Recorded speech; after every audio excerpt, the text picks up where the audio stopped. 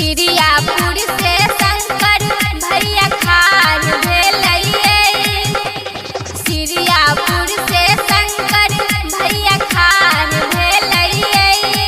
चाची खार भेलैये। चाची शंकर पासवान के जिताई देबै, मुखिया बनाई देबै। चाची शंकर पासवान के जिताई देबै, मुखिया बनाई देबै। हे गाँव वाली काकी कहाँ दन एहि बेर अपना पंचायत में कोनो नीक मुखिया नहीं छै। यौ बौआ एना किया बाजै छियै? अपना पंचायत से एहि बेर शंकर पासवान जी खाड़ छथिन। हाथ जोड़ के मांगै छी हम वोट, ये चाची नहीं